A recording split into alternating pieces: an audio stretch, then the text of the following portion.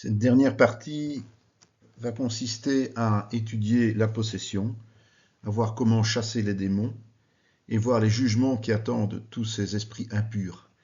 Ensuite, nous conclurons la démonologie et l'angéologie.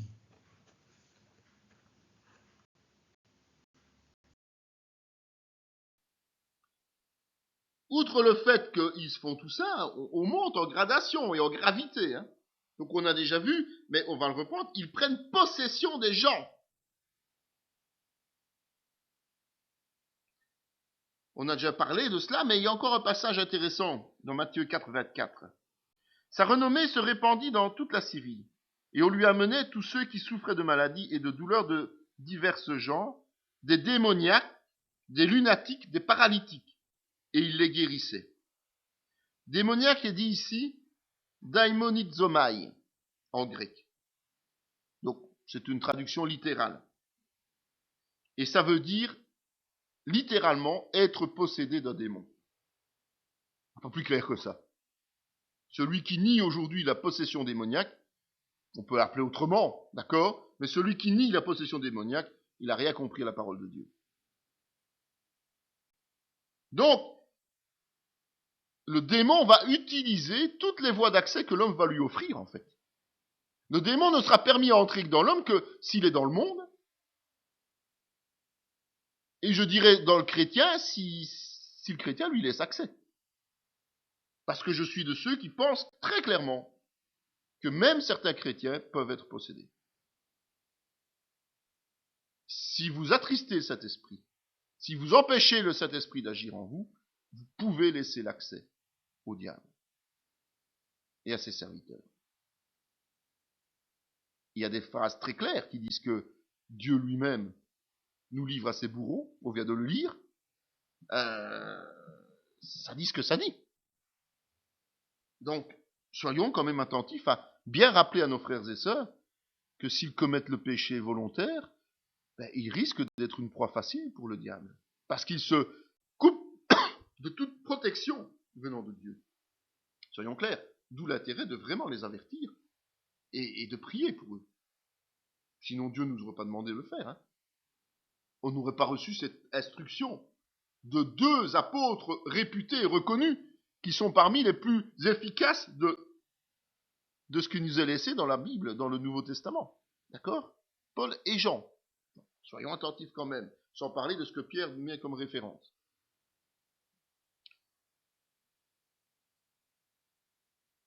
Il y a la possession, et puis il y a l'occultisme et les fausses religions.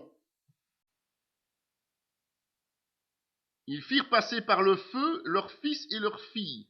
Ils se livrèrent à la divination et aux enchantements, et ils se vendirent pour faire ce qui est mal aux yeux de l'Éternel, afin de l'irriter.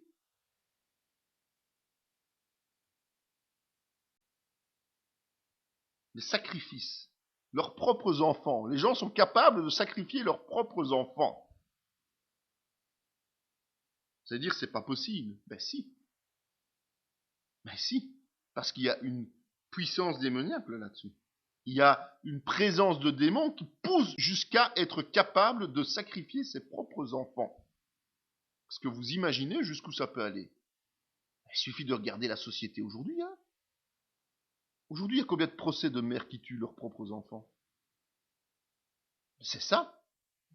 Elles n'ont peut-être pas cet esprit de sacrifice sous forme rituelle, mais en tout cas, elles arrivent jusqu'à tuer leurs propres enfants. C'est démoniaque, c'est clair. Il n'y a pas d'autre explication à ce genre de choses. On ne peut pas donner une explication rationnelle à cela. Les autres hommes qui ne furent pas tués par ces fléaux ne se repentirent pas des œuvres de leurs mains, de manière à ne point adorer les démons et les idoles d'or, d'argent, d'airain, de pierre et de bois, qui ne peuvent ni voir, ni entendre, ni marcher. Ils ne se repentirent pas de leurs meurtres, ni de leurs enchantements, ni de leur impudicité, ni de leur vol. Apocalypse 9.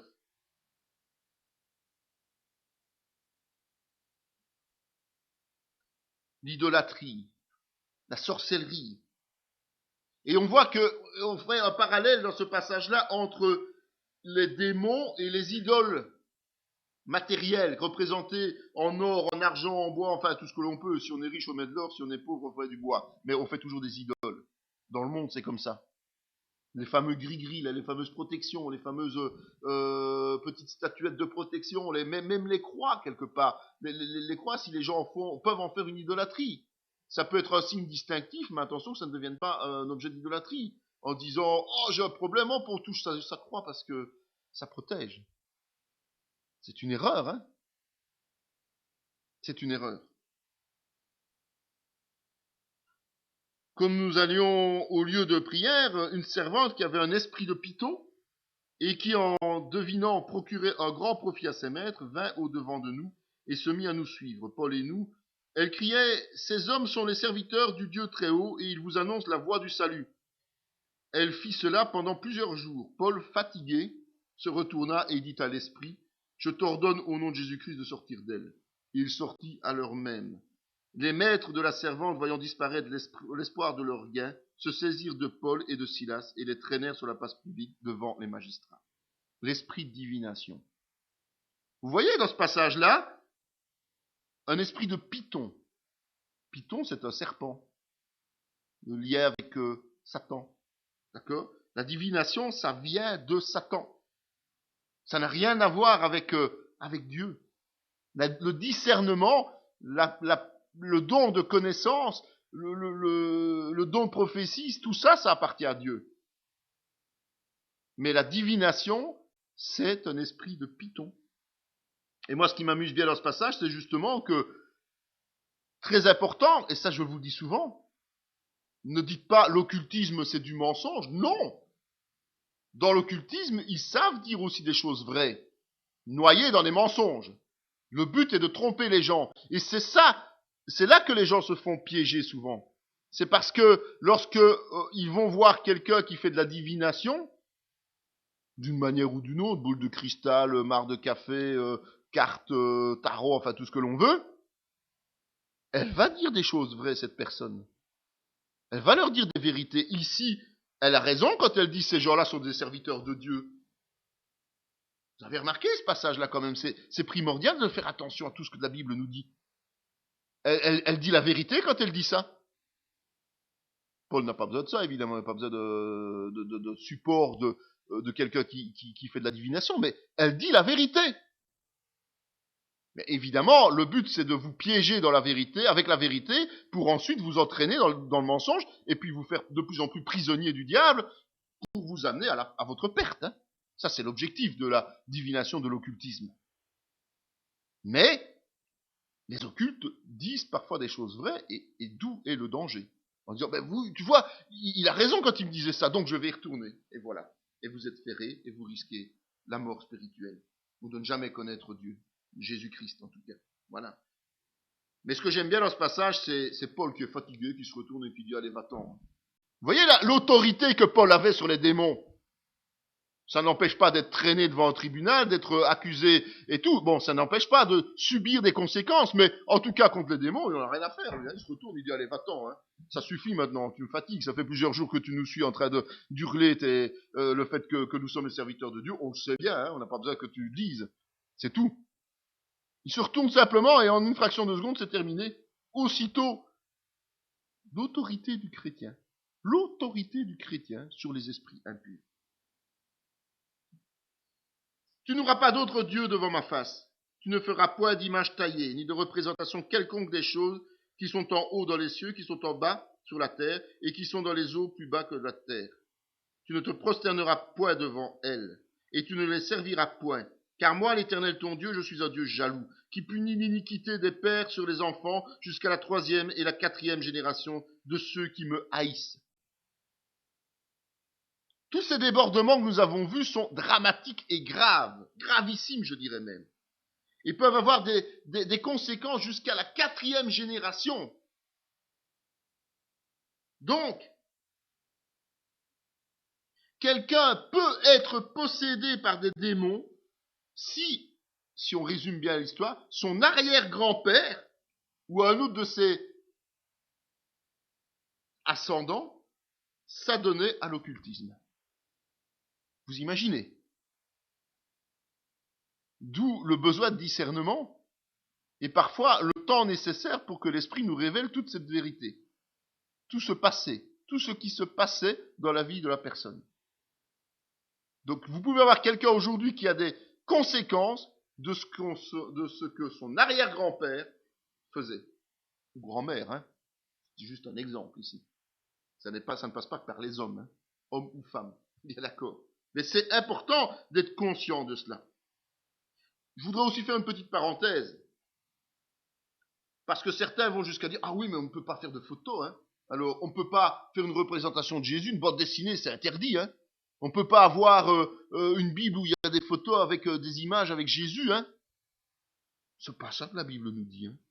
Elle nous dit on ne peut faire aucune représentation devant laquelle nous allons nous prosterner.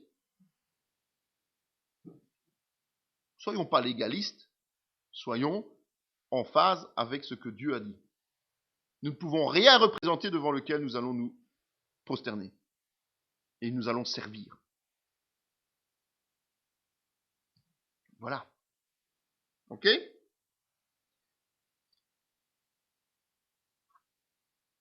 Car là où il y a un zèle amer, un esprit de dispute, comme je vous le disais, il y a du désordre et toutes sortes de mauvaises actions. Soumettez-vous donc à Dieu, résistez au diable, il fuira loin de vous. En fait, il faut savoir que la pratique de l'inconduite, donc mal se conduire, eh bien, c'est un peu comme si vous étiez un aimant à démons.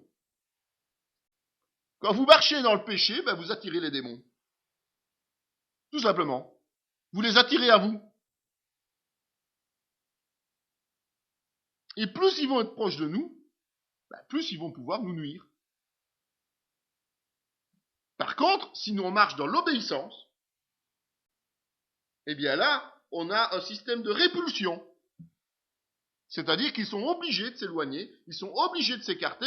Si le diable lui-même doit fuir loin de nous, ça veut dire que ces démons, ils vont pas rester près de nous, hein.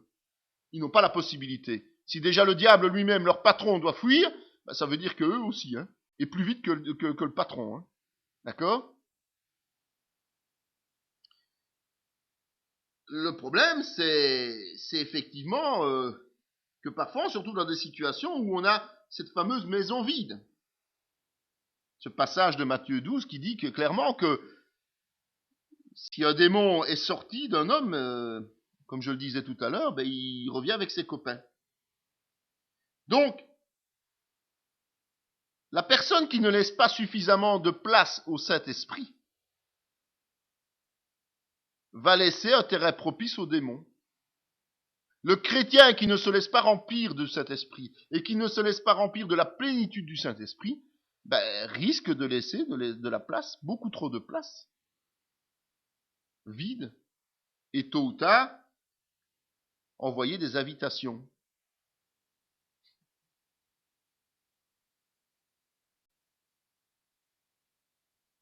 Les péchés volontaires. Les péchés volontaires vont vraiment permettre aux démons de prendre possession des hommes. Or, Satan entra dans Judas, comme je vous ai dit tout à l'heure, surnommé Iscariote, qui était du nombre des 12. Ne rendez point mal pour mal ou injure pour injure, bénissez au contraire, car c'est à cela que vous avez été appelés afin d'hériter de la bénédiction. Si quelqu'un en effet veut aimer la vie et voir les jours heureux, qu'il préserve sa langue du mal et ses lèvres des paroles trompeuses, qu'il s'éloigne du mal et fasse le bien, qu'il recherche la paix et la poursuive. Donc, commettre toujours les mêmes fautes, qui plus est en connaissance de cause, donc le fameux péché volontaire dont je vous parle si souvent, ben c'est ouvrir grand les bras au monde des ténèbres. C'est vraiment inviter les démons, les esprits impurs à prendre possession de nous.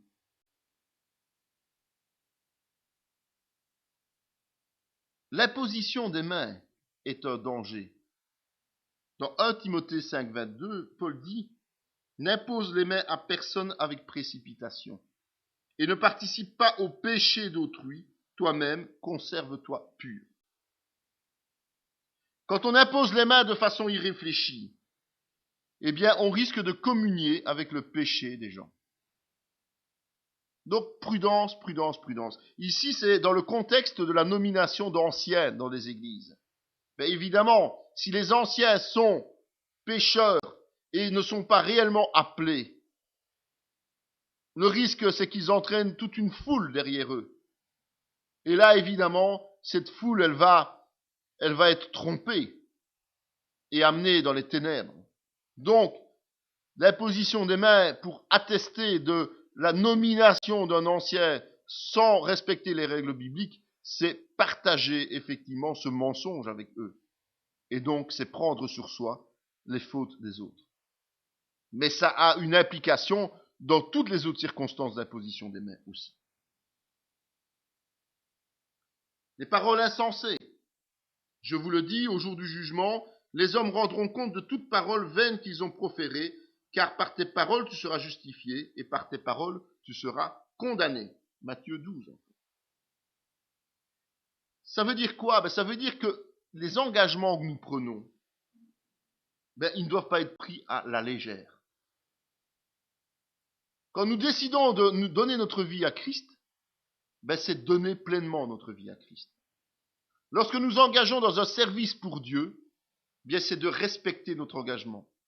Si on n'est pas capable de respecter notre engagement, on se fait une proie facile pour le diable et pour tous ses serviteurs. Le diable, il n'attend que ça, de nous trouver menteurs. Et quand on dit quelque chose et qu'on ne le fait pas, on est menteur. Et donc, on lui ouvre la porte. Donc,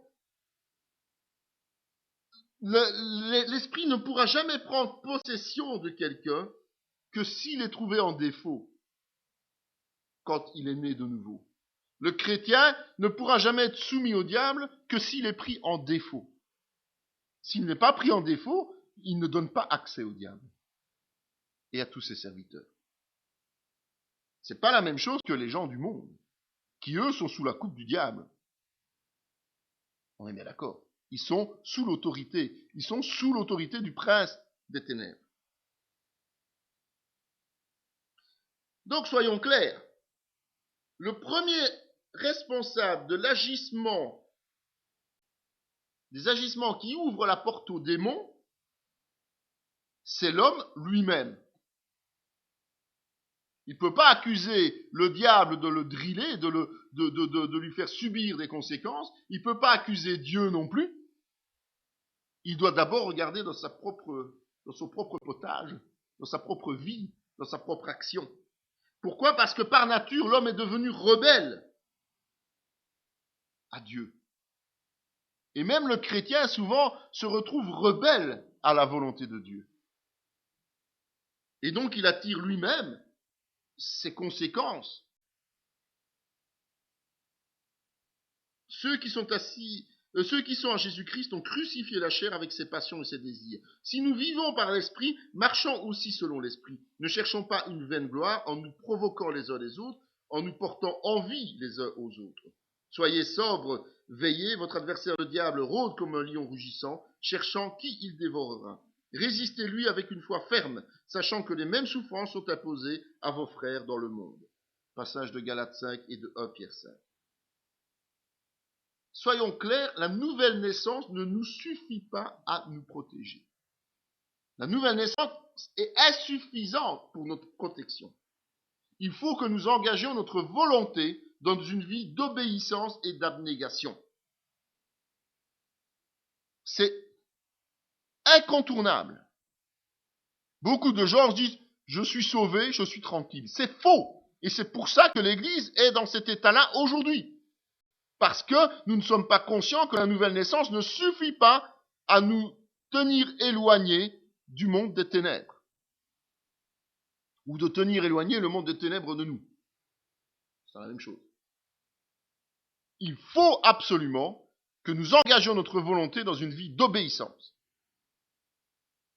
Il ne faut pas que ce soit des paroles, il faut que ce soit des actes. D'ailleurs, dans la mission que Christ nous donne, notamment Matthieu 18, 19, 20, c'est ce qu'il dit. C'est qu'il faut enseigner à mettre en pratique à tous ceux qui arrivent à Christ. Si on doit enseigner à mettre en pratique, c'est qu'il y a une bonne raison d'enseigner à mettre en pratique. C'est justement pour nous préserver de l'influence du monde des ténèbres et de pouvoir marcher en vainqueur par Christ. Et c'est là qu'on peut dire qu'on est vainqueur et plus que vainqueur lorsque nous marchons par Christ. Et nous avons un rôle particulier, c'est que ces démons, ces esprits impurs, nous devons les chasser. Et c'est quelque chose de spécifique au Nouveau Testament, ça. C'est quelque chose qui a été donné aux gens nés de nouveau.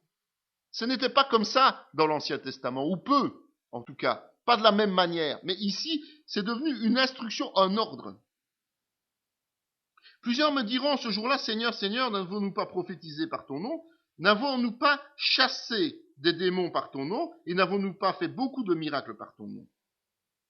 Chasser, c'est le terme ekballo en grec. Ça veut dire vraiment faire sortir, exclure. Donc c'est une expulsion. C'est normal, puisque nous venons de voir que les démons peuvent habiter dans l'homme. La seule façon de faire sortir quelqu'un d'une habitation, c'est de l'expulser. Nous sommes un peu des huissiers de justice spirituels. Ce sont des locataires illégitimes, donc nous les expulsons. Façon de présenter les choses. Quelques exorcistes juifs ambulants essayèrent d'invoquer sur ceux qui avaient des esprits malins le nom du Seigneur Jésus en disant « Je vous conjure par Jésus que Paul prêche ». Exorciste, c'est un mot qui est devenu courant, mais péjoratif aujourd'hui. D'accord? Mais en fait, c'est un mot grec, hein, c'est exorchistes en grec. Exorciste. Ils ne se sont pas beaucoup faire souffrir au niveau des ménages parce que ce sont des termes qui sont copiés, quoi, copiés-collés. Mais ça vient d'un verbe qui s'appelle exorchizo et qui veut dire adjurer. C'est-à-dire implorer, supplier, demander avec insistance. Quand on chasse un démon, il faut y mettre les moyens. Il faut y mettre la puissance. Il faut y mettre l'énergie. Il faut y mettre la foi. Si Paul a pu le faire en une fraction de seconde, c'est parce qu'il était rempli de l'esprit et qu'il était dans les voies du Seigneur et qu'il avait cette puissance qui lui suffisait de chasser le démon par un seul mot. Mais il faut qu'il y ait cette puissance. Il faut qu'il y ait cette énergie. On ne peut pas dire tout simplement au démon, écoute, excuse-moi, est-ce que tu pourrais peut-être un peu partir aujourd'hui parce que nous sommes un peu occupés et que nous voudrions prier pour autre chose. Non, ça marche pas ça. Maintenant, il ne faut pas confondre entre chasser un démon et hurler. Il n'y a aucun rapport entre les deux. Demander avec insistance, c'est une autorité. Mais l'autorité, ce n'est pas en hurlant qu'elle s'impose. C'est par la fermeté dans nos propos. On peut très bien imposer une chose sans hurler. D'accord? Il y en a qui confondent. Hein. Ils hurlent, mais ils n'ont pas la foi. Ils hurlent, mais ils n'ont pas la connaissance. Et donc, ils n'ont pas de résultat. Simplement. Et donc, comme je le disais, chasser les démons, ça fait partie de notre ordre de mission. Notamment dans Marc 1, il est dit, et il alla prêcher dans les synagogues par toute la Galilée, et il chassa les démons. Jésus appliquait ce principe. Depuis le début, il appliquait ce principe. Quand il enseignait, quand il évangélisait, quand il voyageait, il chassait systématiquement les démons. Ça faisait partie d'une nature, de sa nature, de sa mission, de son rôle. Eh bien, nous c'est pareil, comme je vous le disais, ici c'est dans Marc 16, 15 et 17, puis il leur dit, allez par le monde et prêchez la bonne nouvelle à toute la création. Et puis un peu plus loin, il est écrit, voici les miracles qui accompagneront ceux qui auront cru en mon nom, ils chasseront les démons, ils parleront de nouvelles langues, et puis, bon, voilà. Ils chasseront les démons. Les disciples ont comme instruction de chasser les démons. Quand on évangélise, on fait des miracles, dont chasser les démons. Ça doit être quelque chose de naturel, pas d'exceptionnel, pas quelque chose que l'on fait une fois au bout d'une lune. Non, si ça se présente, c'est tout. On chasse.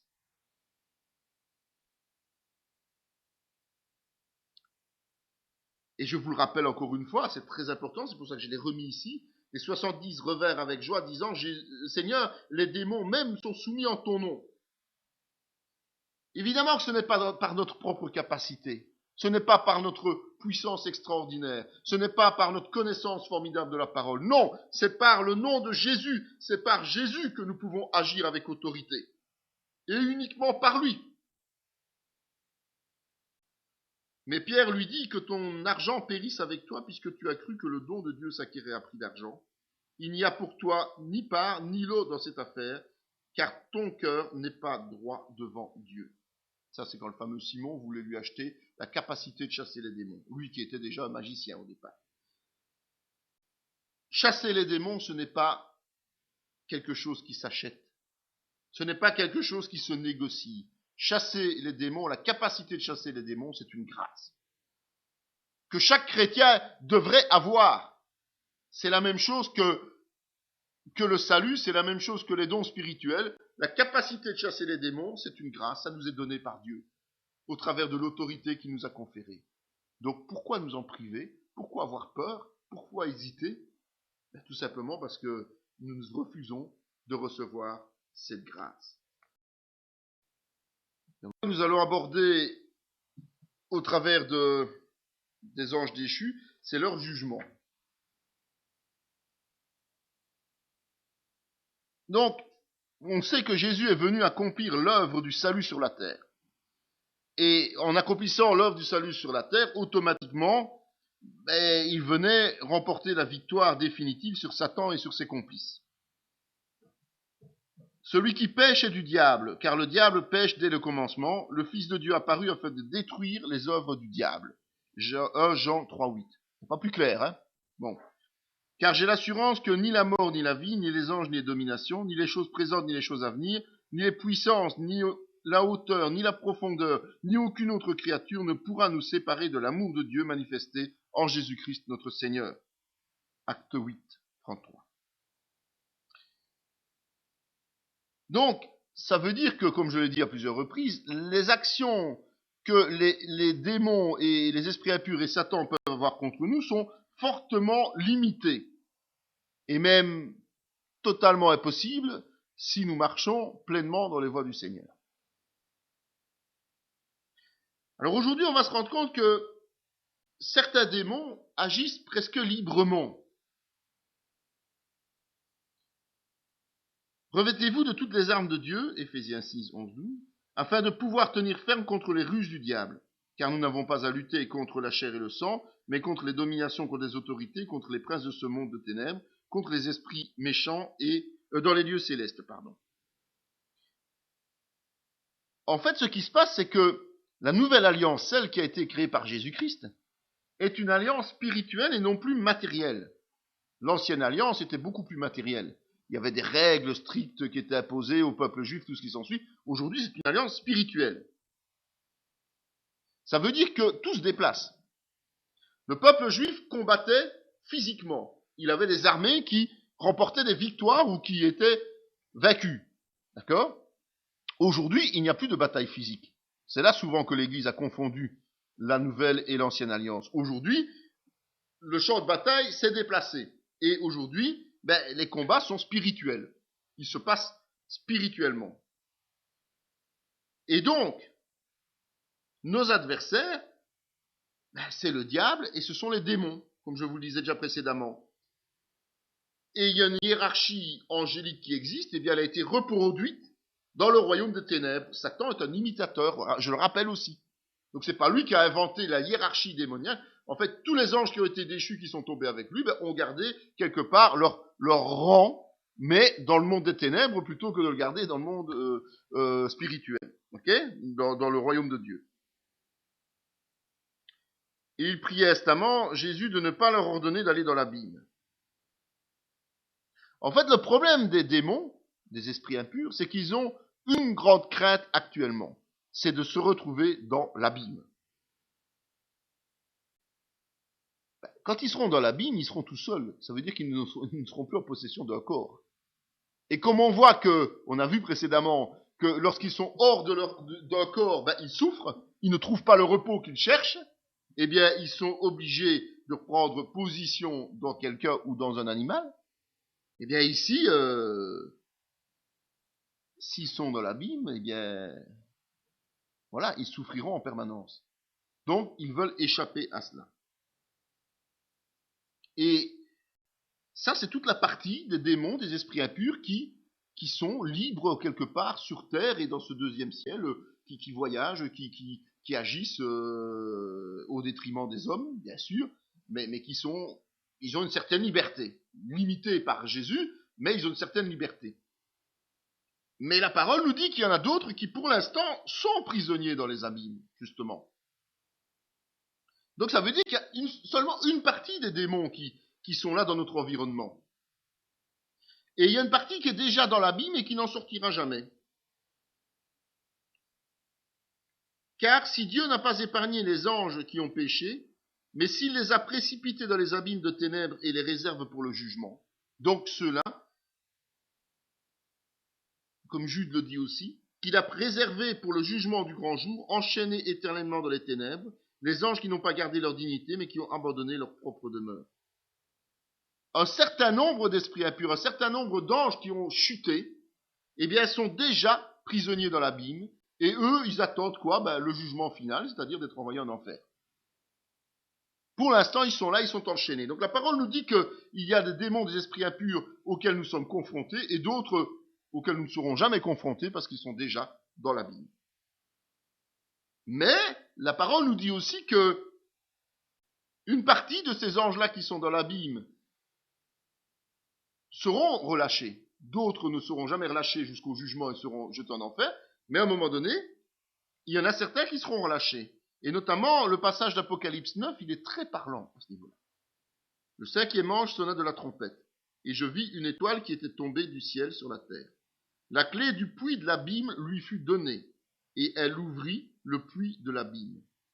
Et il monta du puits une fumée, comme la fumée d'une grande fournaise. Et le soleil et l'air furent obscurcis par la fumée du puits. De la fumée sortirent des sauterelles qui se répandirent sur la terre. Et il leur fut donné un pouvoir, comme le pouvoir qu'ont les scorpions de la terre.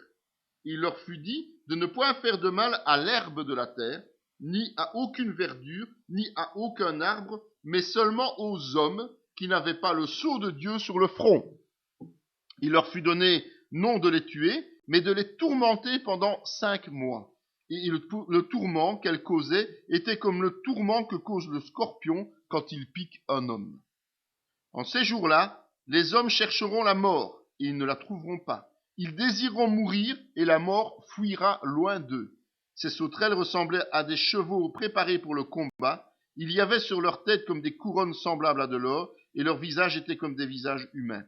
Elles avaient des cheveux comme des cheveux de femmes, et leurs dents étaient comme des dents de lion. Elles avaient des cuirasses comme des cuirasses de fer, et le bruit de leurs ailes était comme un bruit de char à plusieurs chevaux qui courent au combat. Elles avaient des queues semblables à des scorpions et des aiguillons, et c'est dans leur queue qu'était le pouvoir de faire du mal aux hommes pendant 5 mois. Elles avaient sur elles comme roi l'ange de l'abîme, nommé en hébreu Abaddon et en grec Apollyon. Le premier malheur est passé. Voici, il vient encore 2 malheurs après cela. Le 6e ange sonna de la trompette, et j'entendis une voix venant des 4 cornes de l'autel d'or qui est devant Dieu, et disant au 6e ange qui avait la trompette, délie les 4 anges qui sont liés sur le grand fleuve d'Euphrate. Et les 4 anges qui étaient prêts pour l'heure, le jour, le mois et l'année, furent déliés afin qu'ils tuassent le tiers des hommes.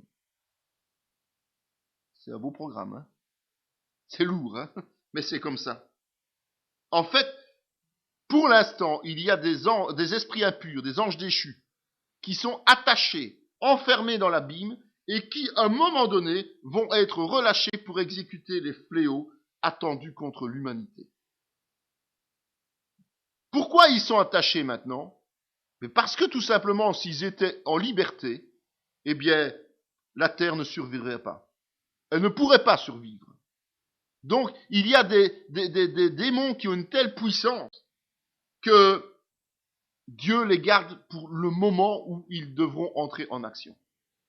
Vous imaginez quand même se rendre compte de ça, hein? que les plans de Dieu sont terribles et que ceux qui ne veulent pas suivre le Seigneur se mettent dans une situation catastrophique. Catastrophique. Parce que ces anges seront lâchés après que l'Église soit partie. Mais imaginez ceux qui ne seront pas prêts pour l'enlèvement. Imaginez ceux qui vont vivre martyrs. Et puis imaginez après cela ceux pendant le millénium qui deviendront serviteurs de Dieu. Heureusement, ils seront préservés. Leur vie sera préservée. Heureusement, ils seront témoins de cela, mais ils ne subiront pas cela. Heureusement. Mais imaginez l'humanité. D'où l'urgence quand même d'annoncer. Et Satan, le chef de tout ça, eh bien, lui, il aura un traitement particulier. En fait, nous avons vu que Satan avait un rang spécial auprès de Dieu. En fait, c'est lui qui s'occupait notamment de la louange. C'est lui le chef d'orchestre quelque part de la louange de Dieu. Donc vous imaginez. Aujourd'hui, il a été déchu de son rang, mais il a un rang important dans le monde des ténèbres, puisqu'il en est le patron. Donc, il est normal que Dieu ait pour lui des projets d'avenir différents de ceux qu'il a pour les anges déchus qui sont sous ses instructions, sous ses ordres. Donc aujourd'hui, spirituellement, Satan est déjà vaincu. Maintenant a lieu le jugement de ce monde, maintenant le prince de ce monde sera jeté dehors. Jean 12, 31. Donc quand Jésus s'est sacrifié sur la croix, lorsqu'il est ressuscité, eh bien, il a sonné le glas pour Satan. C'est là que sa défaite a été prononcée. Ainsi donc, puisque les enfants participent au sang et à la chair, il y a également participé lui-même, afin que par la mort, il anéantisse celui qui a la puissance de la mort, c'est-à-dire le diable, et qu'il délivra tous ceux qui, par crainte de la mort, étaient toute leur vie retenus dans la servitude. Car assurément, ce n'est pas à des anges qu'il vient en aide, mais c'est à la postérité d'Abraham. Donc, dès à présent, celui qui croit en Jésus est arraché des griffes de Satan, parce qu'il devient membre du royaume des cieux. Donc l'autorité du malin va se limiter aux païens, d'accord? Et non plus à toute l'humanité. L'Église est sortie de cela. Entre parenthèses, je rappelle quand même que le plan du salut ne s'adresse qu'aux hommes. Le plan du salut ne s'adresse pas aux anges déchus. Les anges déchus sont irrémédiablement voués à la condamnation éternelle. Ils sont condamnés. Ils n'ont pas d'alternative. Ils n'ont pas de possibilité de retour dans les voies du Seigneur. Le plan du salut, c'est pour l'homme. Et alors paraîtra l'impie que le Seigneur Jésus détruira par le souffle de sa bouche et qu'il anéantira par l'éclat de son avènement.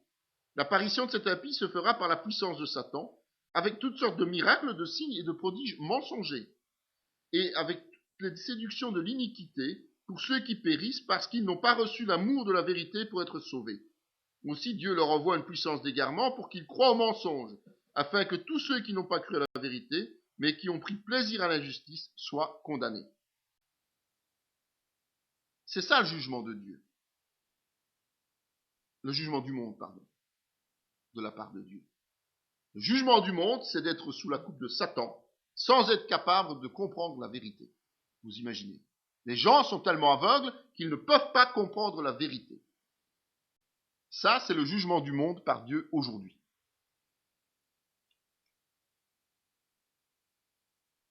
Aujourd'hui, Satan est libre. Libre sous certaines conditions. On sait bien qu'il est limité dans ses actions. Mais, à un moment donné, il va être enchaîné. Et il va être enchaîné pendant 10 siècles. 1000 ans. Ça semble long pour les hommes. Hein. Mais pour Dieu, 1000 ans, c'est comme un jour. Donc, ça ne change pas grand-chose pour lui. Puis je vis descendre du ciel un ange qui avait la clé de l'abîme et une grande pierre dans sa main. Il saisit le dragon, le serpent ancien, qui est le diable et Satan, et il le lia pour 1000 ans. Il le jeta dans l'abîme, ferma et scella l'entrée au-dessus de lui, afin qu'il ne séduisît plus les nations jusqu'à ce que les 1000 ans fussent accomplis. Après cela, il faut qu'il soit délié pour un peu de temps. Donc quand Christ va revenir en gloire après la grande tribulation, eh bien, Satan va recevoir une sorte de répit de 1000 ans. Je dirais plutôt que l'humanité va respirer pendant 1000 ans parce qu'elle ne sera plus sous sa pression continuelle. Donc, pendant 1000 ans, le monde va être libéré de la pression de Satan. C'est important de se rendre compte et de voir comment l'humanité va réagir. Parce qu'aujourd'hui, l'excuse classique, c'est « oui, mais c'est Satan qui, c'est parce que, hein, bon, voilà ». Alors Dieu va, au bout de 1000 ans, libérer Satan. Quand les 1000 ans seront accomplis, Satan sera relâché de sa prison. Il sortira pour séduire les nations qui sont aux quatre coins de la terre, Gog et Magog, afin de les rassembler pour la guerre.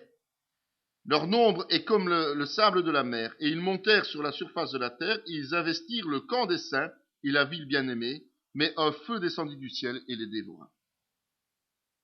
Et donc, ce qui va se passer, c'est que, au bout de 1000 ans, Dieu va libérer Satan.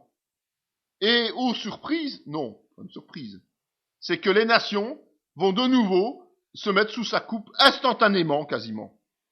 Donc, ils auront eu l'occasion de comprendre qu'il y a Jésus qui régnera sur terre avec ses saints pendant 1000 ans. Ils auront eu l'occasion, bien souvent, d'être rappelés à l'ordre, puisqu'il est dit qu'il dominera, enfin, il régnera avec une verge de fer, et que nous-mêmes, nous aurons des verges de fer pour faire régner et pour faire respecter la volonté de Dieu pendant ces 1000 ans. D'accord? Mais, on voit qu'une fois que Satan est relâché, ils recommencent la même singerie. C'est-à-dire qu'ils se sont réunis à Armageddon, et bien ils recommencent, 1000 ans plus tard, ils se réunissent de nouveau pour venir combattre contre Dieu. Pas très malin l'homme, hein, quand même, entre nous. Et là, ben, il va pas durer longtemps parce qu'évidemment, ben, Dieu va les cramer, quelque part. C'est le feu qui descend du ciel et qui va dévorer toutes ces nations qui sont là. Remarquez bien que Satan a une influence sur les nations. Jésus sauve les hommes, chaque homme. D'accord? L'influence que Satan peut avoir, ce n'est pas sur des individus, c'est en masse. Oui, il influence chaque être humain, mais ce sont les nations qui suivent. Important, parce que plus vous laissez des gouvernements iniques se mettre à la tête des pays, plus de nations vont se regrouper contre Dieu. Donc les chrétiens ont la responsabilité de prier pour que les dirigeants soient dignes de Dieu. Sinon, ils laissent l'antéchrist prendre progressivement du pouvoir. Parce que ce sont les nations entières qui sont influencées. Et on voit que quand il est libéré, ce sont des nations entières qui sont influencées. Tandis que Jésus est mort pour chaque être humain. Et que c'est un travail personnel, individuel, c'est une nouvelle naissance personnelle. C'est une grosse nuance hein, au niveau biblique. Et à la fin, évidemment, quand il se sera bien déchaîné une dernière fois, et que ces hommes l'auront suivi aveuglément, ces nations l'auront suivi, eh bien, il sera condamné, jeté dans les temps de feu pour l'éternité. Et le diable qui les séduisait fut jeté dans les temps de feu et de soufre, où sont la bête et le faux prophète. Eux, ils sont déjà locataires depuis 1000 ans. Hein. Ils sont déjà là depuis 1000 ans, le faux prophète et la bête. Mais Satan avait un répit. Et ils seront tourmentés jour et nuit au siècle des siècles. La sentence définitive, elle existe aujourd'hui. Satan n'a pas d'autre alternative, il finira en enfer, au temps désigné par Dieu. Malheureusement, les hommes, certains hommes y seront aussi, beaucoup d'hommes y seront aussi, comme l'antéchrist et le faux prophète. Comme je le rappelle, l'enfer n'a pas été inventé pour l'homme. Il a été créé pour le diable et ses serviteurs, c'est-à-dire les anges déchus. Ce sera le même lieu pour tout le monde, hein, là-bas, l'enfer. Ensuite, il dira à ceux qui seront à sa gauche, retirez-vous de moi, maudits, allez dans le feu éternel qui a été préparé pour le diable et ses anges, qu'il a réservé pour le jugement du grand jour. On a vu enchaîner éternellement par les ténèbres les anges qui n'ont pas à garder leur dignité, mais qui ont abandonné leur propre demeure. Donc, tant les anges que le diable et les hommes pécheurs vont se retrouver au même endroit, pour l'éternité. Entre parenthèses, le mot Géhenne vient tout simplement de l'endroit dans la périphérie de Jérusalem où on brûlait toutes les ordures ménagères et autres. Et c'est un feu permanent qui brûlait, où on n'osait pas approcher, ça sentait vraiment mauvais. Et donc, en fait, on a pris l'image, Jésus a pris l'image de la géhenne pour bien faire comprendre ce qu'est l'enfer en réalité. C'est un tas d'ordures qui brûlent en permanence. Voilà. C'est ça l'enfer. C'est pas plus compliqué. Dans la parole, il y a encore, pour terminer, un mystère qui n'est pas élucidé, que Paul nous donne. Ne savez-vous pas que nous jugerons les anges, et nous ne jugerions pas, à plus forte raison, les choses de cette vie? Paul souligne une vérité extraordinaire. C'est que les hommes nés de nouveau, les chrétiens, participeront au jugement des anges. Il n'y a pas plus d'explication. Mais en tout cas, c'est bien là que ça nous place au-dessus des anges. Et c'est logique, comme je vous l'ai déjà expliqué, nous sommes destinés, l'Église est universelle, est l'épouse de l'agneau. En étant l'épouse de l'agneau, elle fait un avec l'agneau, ok? En faisant un avec l'agneau, elle sera assise sur le trône à côté de Jésus, qui restera toujours le chef de l'Église, le chef des saints, bien sûr. Mais nous serons assis sur le trône à la droite de Dieu le Père, ok? Et automatiquement, les anges, ils ne sont pas assis sur le trône à la droite de Dieu le Père. Ils sont à côté du trône. Donc nous aurons domination sur eux, nous aurons autorité sur les anges dans l'éternité. Mais c'est la seule allusion que Paul fait à cela, mais c'est une réalité biblique qui se comprend tout à fait et qui s'explique parfaitement. Pour conclure ce passage, c'est que je dirais que l'étude des anges est quelque chose d'intéressant à plus d'un titre. D'abord, les anges sont des êtres créés. Ils sont différents de nous, largement différents de nous, parce que dès le départ, ils sont créés spirituels. Ils sont au service de Dieu et des hommes. Rappelez-vous. Ils ont connu, comme l'homme, un épisode de chute. Mais à l'inverse de l'homme, la plupart sont restés sains, et ceux qui sont tombés sont perdus définitivement. Ils n'ont pas de plan de salut. Ce sont ces êtres impurs, donc ces esprits impurs, ces anges qui ont chuté, qui sont sous l'autorité du diable, sous l'autorité du diable, barrage dans notre service. C'est eux qui nous empêchent d'être libres dans notre service et qui nous obligent à nous battre, spirituellement évidemment. Mais en sachant que la victoire est acquise depuis la mort expiatoire et la résurrection de Jésus-Christ. Donc, fort de cela, les chrétiens devraient être actifs dans le corps de Christ tout en demeurant lucides et vigilants. Comment? Eh bien d'abord, il faut éprouver les esprits. Il est dit dans 1 Thessaloniciens 5, examinez toutes choses, retenez ce qui est bon. Et 1 Jean 4 nous dit, bien-aimés, n'ajoutez pas foi à tout esprit, mais éprouvez les esprits pour savoir s'ils sont de Dieu. Car plusieurs faux prophètes sont venus dans le monde. Reconnaissez à ceci l'Esprit de Dieu. Tout esprit qui confesse Jésus-Christ venu en chair est de Dieu. Et tout esprit qui ne confesse pas Jésus n'est pas de Dieu. C'est celui de l'Antéchrist, dont vous avez appris la venue et qui maintenant est déjà dans le monde. Attention que, quand il dit celui qui confesse Jésus-Christ, c'est celui qui vit selon la confession de Jésus-Christ. Parce qu'il est dit ailleurs que certains diront Seigneur, Seigneur, nous avons chassé les démons en ton nom, tout ce qui s'ensuit. On pourrait dire ils confessent Jésus. Ce ne sont pas des mots, c'est une manière d'être, une manière de vivre qui est importante. Si nous ne vivons pas selon Christ, nous ne sommes pas des confesseurs de Christ. Nous sommes des menteurs. En conservant notre regard sur Dieu trinitaire, pas sur les anges. Cependant, Marie se tenait dehors près du sépulcre et pleurait. Comme elle pleurait, elle se baissa pour regarder dans le sépulcre et elle vit deux anges vêtus de blanc, assis à la place où était couché le corps de Jésus, l'un à la tête, l'autre aux pieds. Et ils lui dirent, Femme, pourquoi pleures-tu? Elle leur répondit, Parce qu'ils ont enlevé mon Seigneur et je ne sais pas où ils l'ont mis. En disant cela, elle se retourna et elle vit Jésus debout, mais elle ne savait pas que c'était Jésus. Jésus lui dit, Femme, pourquoi pleures-tu? Qui cherches-tu? Elle, pensant que c'était le jardinier, lui dit, Seigneur, si c'est toi qui l'as emporté, dis-moi où tu l'as mis, et je le prendrai. Jésus lui dit, Marie. Elle se retourna et lui dit en hébreu, Rabouni, c'est-à-dire maître. Jésus lui dit, ne me touche pas, car je ne suis pas encore monté vers mon Père, mais va trouver mes frères et dis-leur que je monte vers mon Père et votre Père, vers mon Dieu et votre Dieu. Marie de Magdala alla annoncer aux disciples qu'elle avait vu le Seigneur et qu'il lui avait dit ces choses. On voit que Marie est en contact avec des anges, on voit qu'elle est en contact avec ce qu'elle pensait être le jardinier, et on voit qu'elle est en contact avec Jésus lui-même. Le seul qu'elle adore et qu'elle reconnaît comme Seigneur, c'est Jésus. Et ça, c'est important.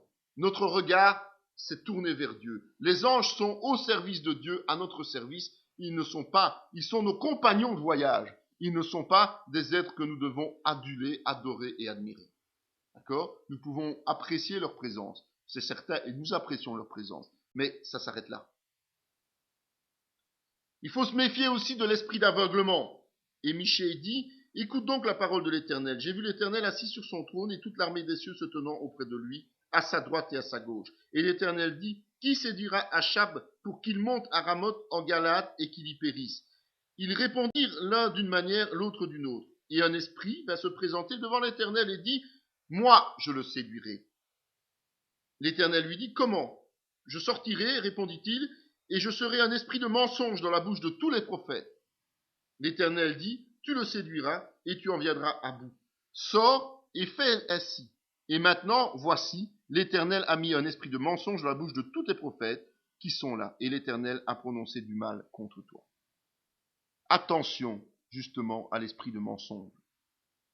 Ce n'est pas parce qu'on porte le titre de prophète qu'on est réellement un prophète de Dieu. Et un prophète qui dit la parole de Dieu. Donc, le chrétien doit apprendre à discerner ce qui lui est dit, à vérifier. L'esprit des prophètes doit être soumis aux prophètes, comme on le dit clairement. Il faut toujours tout examiner. Et enfin, éviter en tant que chrétien de voir le diable dans tous nos propres manquements. L'Éternel sonde le juste, il hait le méchant et celui qui se plaît à la violence. Il y a 6 choses que hait l'Éternel, et même 7 qu'il a en horreur, les yeux hautains, la langue menteuse, les mains qui répandent le sang innocent, le cœur qui mérite des projets iniques, les pieds qui se hâtent de courir au mal, le faux témoin qui dit des mensonges, et celui qui excite des querelles entre frères. Voilà. Ça, c'est un comportement humain, c'est pas un comportement diabolique. C'est l'homme qui commet ces choses, c'est pas le diable qui le fait à sa place. Donc, ne nous mentons pas nous-mêmes et soyons conscients de notre fragilité et de notre aptitude à agir facilement de manière pécheresse, plutôt que de nous voiler la face et donc de nous mentir et de mentir à Dieu. Cette vidéo fait partie intégrante de la formation en théologie pratique dispensée par la mission de théologie Emmanuel de Parakou, Bénin, sous l'autorité académique du Centre chrétien Emmanuel SBL, Spa, Belgique. Pour mieux connaître nos activités, voici nos différentes adresses.